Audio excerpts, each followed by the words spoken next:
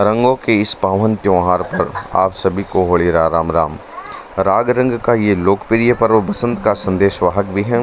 राग अर्थात संगीत और रंग तो इसके प्रमुख अंग है ही, पर इसको उत्कर्ष तक पहुंचाने वाली प्रकृति भी इस समय रंग बिरंगे यौवन के साथ अपनी चरम अवस्था पर होती है। फाल्गुन माह में मनाए जाने के कारण इसे फाल्गुनी भी कहा जाता है। इस प्रकार बूढ़े बच्चे सभी व्यक्ति सब कुछ संकोच और रूढ़ियाँ भूल करके ढोल झांझ मजीरों की धुन के साथ नृत्य संगीत व रंगों में डूबे रहते हैं। होली के पर्व क्यों मनाया जाता है, इसके पीछे अनेक कहानियाँ जुड़ी हुई है, जिसमें से मुख्य कहानी है प्रहलाद की।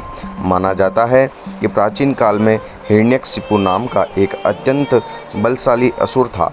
अपने बल के अहंकार में वह स्वयं को ही ईश्वर मानने लगा था।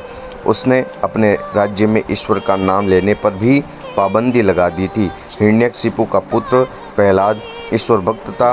प्रहलाद की ईश्वर भक्ति से क्रुद्ध होकर हिरण्यकशिपु ने उसे अनेक कठोर दंड दिए, परंतु उसके ईश्वर की भक्ति का मार्ग न छोड़ा। इस प्रकार हिरण्यकशिपु की बहन होलिका को वरदान प्राप्त था कि वह आग में भस्म नहीं हो सकती। हिरण्यकशिपु ने आदेश दिया कि होलिका प्रहलाद को गोद में लेकर आग में बैठें। आग में बैठने पर होलिका तो जल गई, परंतु प्रहलाद बच गया।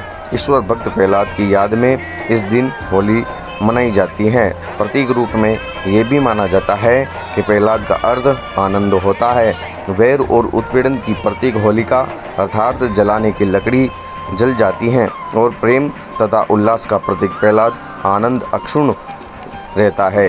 इस प्रकार ये होली का त्यौहार मनाया जाता है। होलिका दहन से पूर्व होलिका और भक्त प्रहलाद की पूजा अर्चना की जाती है और सुख समृद्धि की कामना की जाती है। होली दहन के उपरांत सभी लोग इकट्ठा होकर के एक खुले चौक में ढोल नगाड़ों के साथ में ताल से ताल मिलाते हुए गैर नृत्य का आयोजन करते हैं, जो आप देखें।